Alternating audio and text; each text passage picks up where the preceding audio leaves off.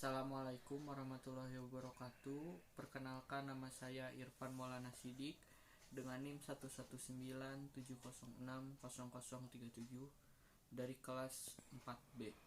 Pada kesempatan kali ini kelompok kami yaitu kelompok 6 yang beranggotakan saya, kemudian ada Moh Irsan Arya Prawira Alfarel dengan NIM 11970600045 akan melaksanakan tugas berupa video untuk memenuhi tugas UAS praktikum konservasi tanah dan air yang diampu oleh Bapak Miraj.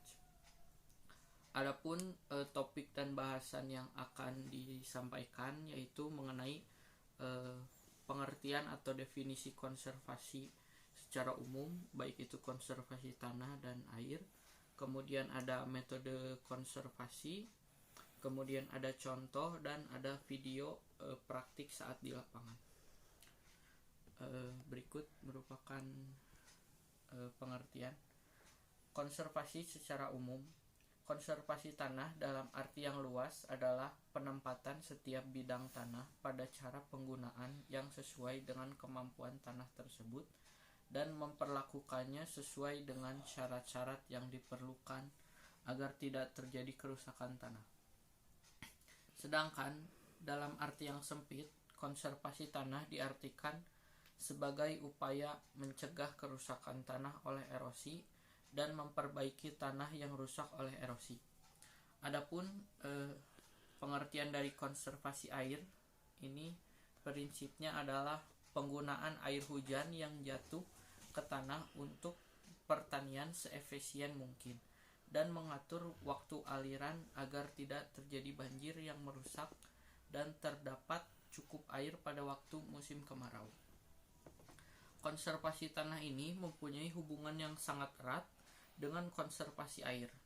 Setiap perlakuan yang diberikan pada sebidang tanah akan mempengaruhi tata air pada tempat itu dan tempat-tempat di hilirnya. Oleh karena itu, konservasi tanah dan konservasi air merupakan dua hal yang berhubungan erat sekali. Berbagai tindakan konservasi tanah adalah juga tindakan konservasi air menurut Arsyad pada tahun 2006. Konservasi tanah dan air atau yang sering disebut pengawetan tanah merupakan usaha-usaha yang dilakukan untuk menjaga dan meningkatkan produktivitas tanah, kuantitas dan kualitas air. Menurut Risya Nur Raihani dan Agung R pada tahun 2017. Kemudian, kegiatan konservasi tanah meliputi pengendalian erosi, banjir, pengaturan pemanfaatan air, dan peningkatan daya guna lahan. Menurut Wahyudi pada tahun 2014.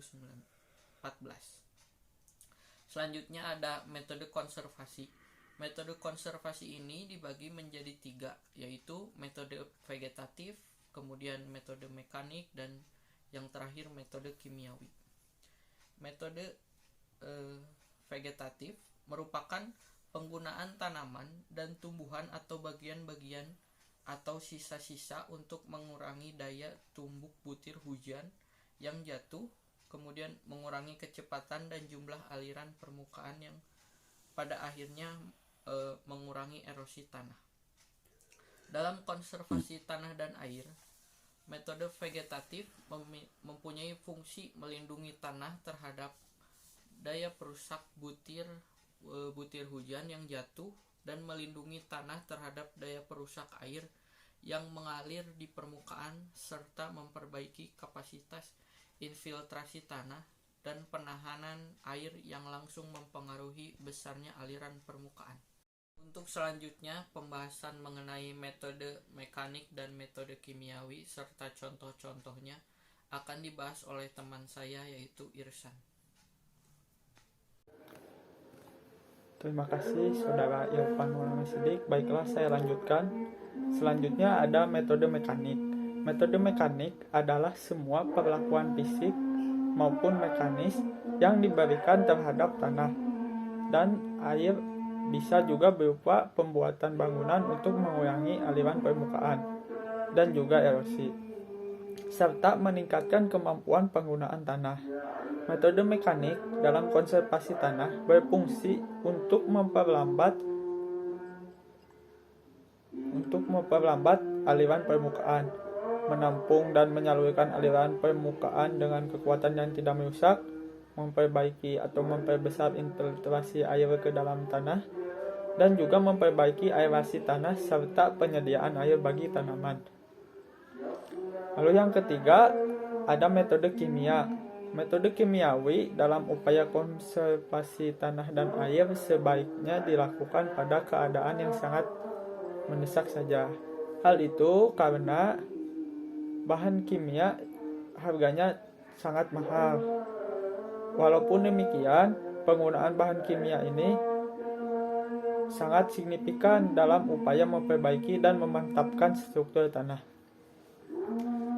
Selanjutnya ada contoh-contoh konservasi tanah dan air dari setiap metode yang dilakukan, baik itu metode vegetatif, metode mekanik, maupun metode kimia. Adapun untuk contoh metode vegetatif, yang pertama ada penghutanan kembali, yang kedua ada wanatani, termasuk di dalamnya adalah pertanaman loyong, kemudian pertanaman menurut strip rumput, barisan sisa tanaman, tanaman penutup tanah, penerapan pola tanam, juga termasuk di dalamnya adalah pergiliran tanaman. Lalu ada tumpang sari dan tumpang gilir. Lalu untuk contoh metode mekanik, ada pembuatan guludan, pembuatan teras gulud, teras bangku, teras individu, teras kredit, pematang kontur, teras kebun, barisan batu, teras batu, pengolahan tanah menurut kontur, kemudian ada teras sharing, parit pengelak, dam penghambat, waduk, tanggul, kolam atau balong, dorak, perbaikan drainase, dan pembuatan saluran air. Sedangkan untuk metode kimia, contohnya yaitu penggunaan senyawa organik sintetik sebagai soil conditioner untuk memperbaiki stabilitas agregat tanah terhadap air secara efektif, sehingga dapat memperbaiki pertumbuhan tanaman pada tanah tersebut.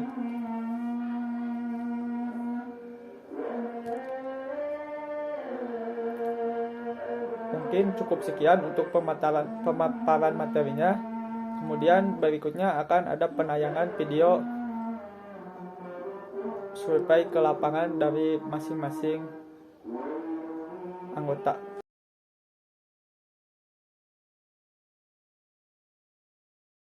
Assalamualaikum warahmatullahi wabarakatuh.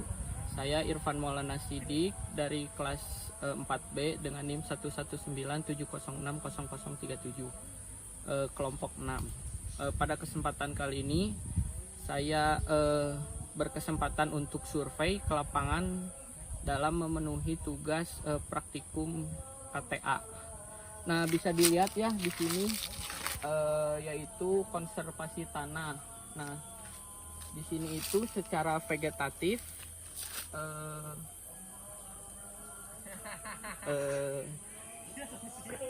bisa dilihat ya di sini tuh secara vegetatif dengan cara menanam pohon-pohon besar, kemudian ada semak-semaknya.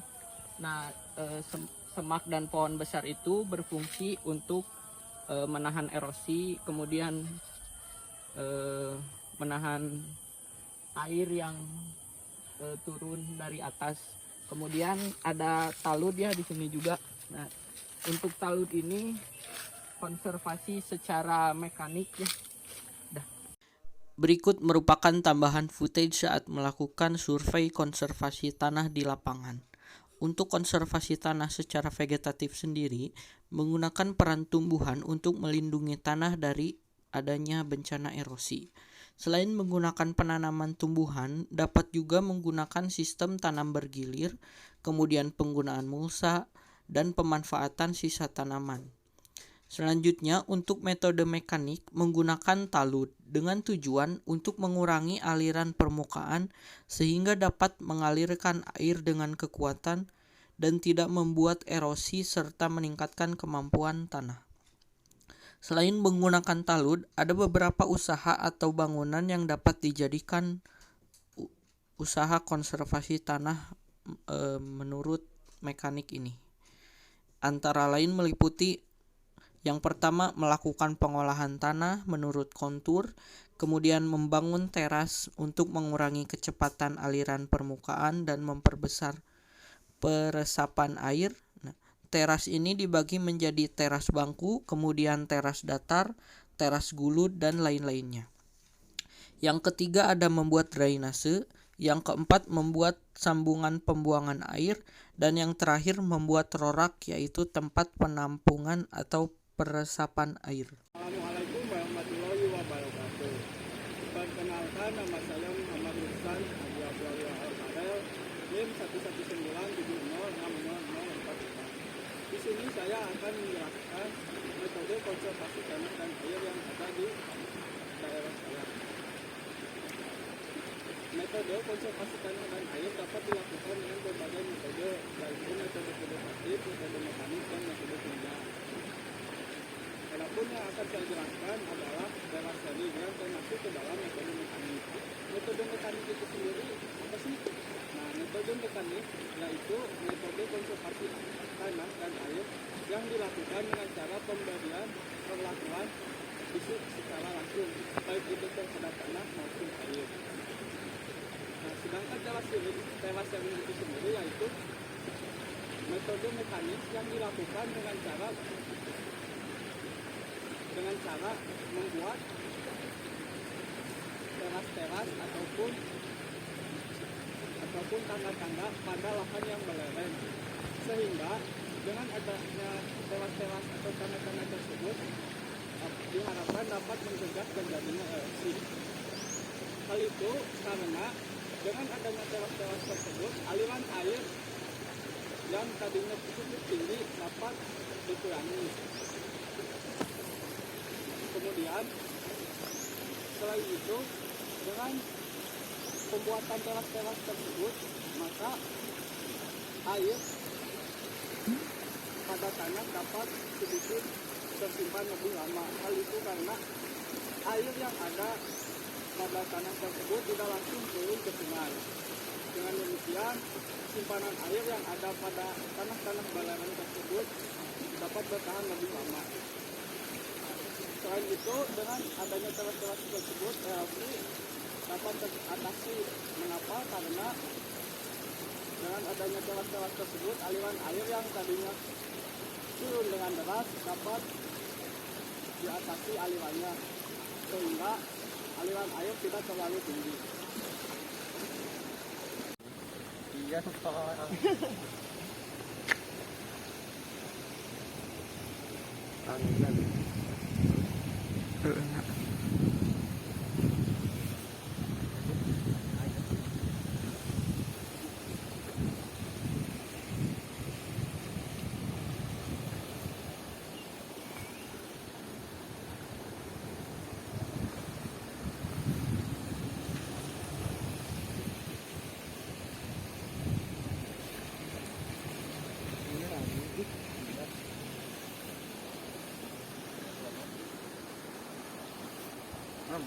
Alhamdulillah.